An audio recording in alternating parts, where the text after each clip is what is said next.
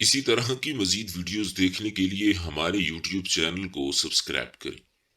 ناظرین، علماء فرماتے ہیں کہ 4 انبیاء علیہ السلام زندہ ہیں۔ کیا یہ بات صحیح ہے؟ اگر یہ بات سچ ہے تو وہ انبیاء اس وقت کہاں ہیں اور وہ کون کون سے نبی ہیں؟ کیا وہ آج تک زندہ ہیں؟ اور علماء کے بیان کے مطابق 4 انبیاء علیہ السلام زندہ ہیں، اور 4 حضرات کو وعدہ علیہ یعنی موت نہیں آئی۔ ان میں سے 2 آسمان پر ہیں اور 2 زمین پر، حضرت خضر اور حضرت الیاس علیہ السلام زمین پر، جبکہ حضرت عیسیٰ و حضرت ادریس علیہ السلام آسمان پر ہیں۔ حضرت خضر علیہ السلام سمندر پر، حضرت الیاس علیہ السلام خشکی پر منتظم ہیں۔ مورخین کے مطابق حضرت خضر علیہ السلام کی کنیت ابو العباس اور نام بلیا، اور ان کے والد کا نام ملکان ہے۔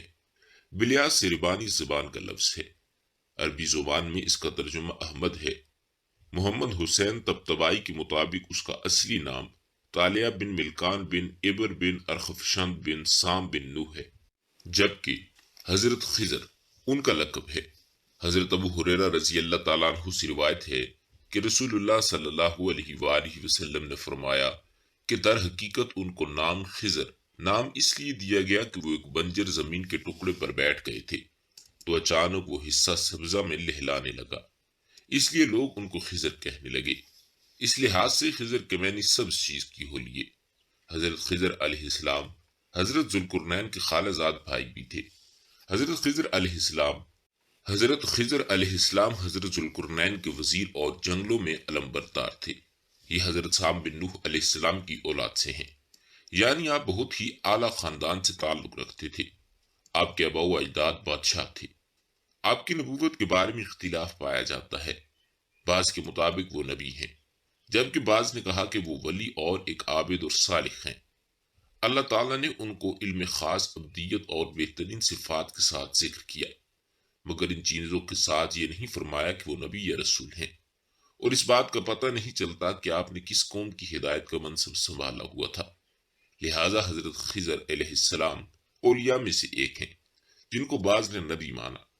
ارشاد خداوندی ہے کہ ہمارے بندوں میں سے ایک ہے جس نے ہم نے اپنی رحمت سے نوازا تھا اور جسے ہم نے خود ہی علم سکھایا تھا۔ قرآن مجید میں یہاں پر ان کا نام واضح طور پر نہیں آیا، مگر مسلم سکالرز نے ان کی شناخت خضر کے طور پر کی ہے۔ موجودہ وقت کے لحاظ سے خضر وفات پا گئے، اور ان کی واضح دلیل یہ فرمان خداوندی ہے کہ آپ سے قبل ہم نے کتنے انسان کو ہمیشگی نہیں دی، کیا اگر آپ فوت ہو گئے تو وہ ہمیشہ کے لیے رہ جائیں گے؟ دوسرے نمبر پر جن نبی کے زندہ ہونے کی بحث کی جاتی ہے وہ حضرت الیاس ہیں۔ قرآن مجید نے ان کا نام الیاس بتایا ہے، اور انجیل یوحنا میں ان کو ایلیا نبی کہا گیا ہے۔ کہا جاتا ہے کہ آپ خشکی پر لوگوں کی رہنمائی کرتے تھے۔ قرآن پاک میں حضرت الیاس علیہ السلام کا ذکر 2 جگہ پر آیا ہے، سورہ انعام میں اور سورۃ الصافات میں۔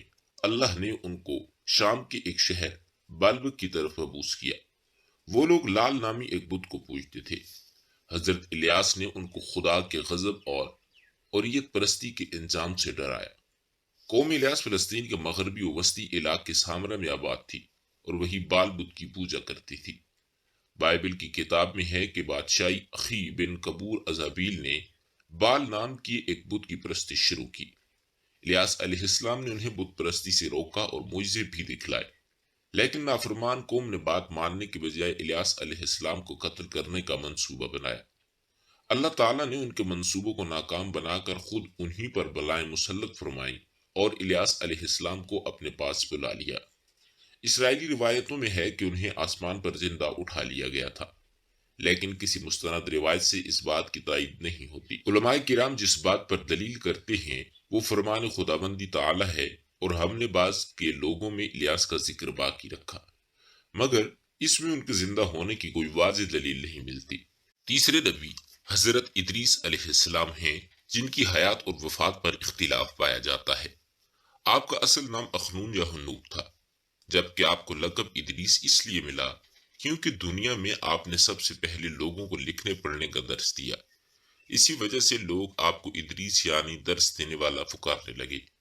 اللہ تعالیٰ نے آپ کو نبوت کے مرتبے سے سرفراز فرمایا اور آپ پر 30 صحیفے نازل کیے۔ نبوت کے منصب پر فائز ہوتے ہی آپ نے اپنی قوم کے بھٹکے ہوئے لوگوں میں واضح تبلیغ شروع کر دی، لیکن راہ ہدایت کی باتیں ان لوگوں کو ناگوار گزرتیں۔ چنانچہ آپ کی قوم آپ کی دشمن ہو گئی، ان کی اظہار ثانیوں سے تنگ آ کر بابل سے ہجرت کا ارادہ کر لیا اور اپنے پیروکاروں کے ساتھ مصر تشریف لے گئے۔ حضرت ابن عباس نے حضرت کعب سے پوچھا کہ قرآن پاک کی اس آیت اور ہم نے ان کو اونچی جگہ اٹھا لیا کا کیا مطلب ہے؟ تو حضرت کعب نے فرمایا کہ اللہ عز و جل نے حضرت ادریس علیہ السلام کی طرف وحی بھیجی کہ میں تمہیں ہر روز تمام بنی آدم کے اعمال کے برابر درجات دیتا ہوں، لہٰذا جب ان کے پاس فرشتے آئے تو انہوں نے وحی کا ذکر کرتے ہوئے کہا کہ میں چاہتا ہوں کہ ملک الموت سے پوچھوں کہ کب تک میری زندگی باقی ہے۔ فرشتے نے حضرت ادریس علیہ السلام کو اپنے پروں پر اٹھایا اور انہیں لے کر آسمان کی طرف بلند ہو گیا۔ جب وہ چوتھے آسمان پر پہنچے تو ان کی ملک الموت سے ملاقات ہو گئی۔ حضرت ادریس کے دوست فرشتے نے ملک الموت بارے میں ذکر کیا تو اسرائیل علیہ السلام نے پوچھا، اور حضرت ادریس کہاں ہیں؟ فرشتے نے جواب دیا کہ وہ میری پشت پر ہیں۔ اس پر ملک الموت نے حیرت کا اظہار کرتے ہوئے کہا کہ مجھے پروردگار کی طرف سے کہہ کر بھیجا گیا ہے کہ حضرت ادریس کی روح چوتھے آسمان پر قبض کر لو، تو میں نے سوچا وہ تو زمین پر تشریف فرما ہیں، ان کی روح چوتھے آسمان پر کیسے قبض کروں؟ ابھی اسی سوچ و بچار میں تھا اور زمین پر اتر رہا تھا کہ وہ چوتھے آسمان پر تشریف لے آئے۔ پھر ملک الموت نے ان کی روح چوتھے آسمان پر ہی قبض کر لی۔ اس کے علاوہ ایک اور روایت کے مطابق حضرت اسرائیل نے حضرت ادریس کی خواہش پر اللہ تعالیٰ کی اجازت سے ان کی روح نکالی اور پھر واپس کر دی۔ پھر اس کے بعد دوزخ کا نظارہ کیا اور جنت کا نظارہ کرنے کے بعد باہر نکلنے سے انکار کر دیا۔ چنانچہ اب حضرت ادریس علیہ السلام چھٹے آسمان پر فرشتوں کے ساتھ عبادت میں مشغول رہتے ہیں، مگر اس سلسلے میں متفق حدیث یہ ہے کہ حضرت ادریس چوتھے آسمان پر ہیں۔ حضرت انس رضی اللہ تعالیٰ عنہ سے روایت ہے کہ نبی کریم صلی اللہ علیہ وآلہ وسلم معراج کی رات چوتھے آسمان پر پہنچے تو وہاں آپ صلی اللہ علیہ وآلہ وسلم کی ملاقات حضرت ادریس سے ہوئی، جنہوں نے حضور صلی اللہ علیہ وآلہ وسلم کو دیکھ کر فرمایا مرحبا صالح بھائی اور صالح نبی۔ چوتھے نبی حضرت عیسیٰ علیہ السلام ہیں جو بنی اسرائیل میں مبعوث ہونے والے آخری نبی تھے۔ حضرت عیسیٰ علیہ السلام پر انجیل نازل فرمائی گئی۔ قرآن کریم کی 13 سورتوں میں مختلف ناموں سے حضرت عیسیٰ علیہ السلام کا تذکرہ موجود ہے۔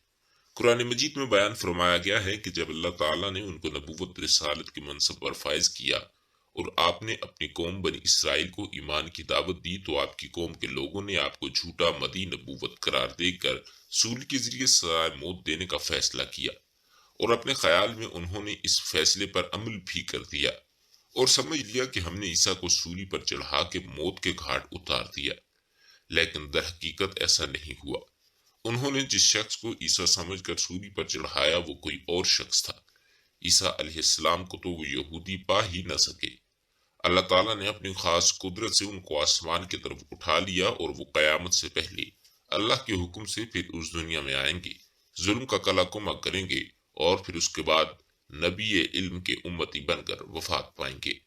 حضرت ابو ہریرہ رضی اللہ تعالیٰ عنہ سے روایت ہے کہ رسول اللہ صلی اللہ علیہ وآلہ وسلم نے ارشاد فرمایا کہ اس پاک ذات کی قسم جس کے قبضہ قدرت میں میری جان ہے، قریب ہے کہ نازل ہوں گے مسلمانوں میں عیسیٰ بن مریم حاکم کی حیثیت سے، پھر توڑ دیں گے صلیب کو اور قتل کر آئیں گے خنزیروں کو، اور ختم کر دیں گے جزیہ، اور کثرت و بہتات ہوگی مال کی، یہاں تک کہ کوئی قبول نہیں کرے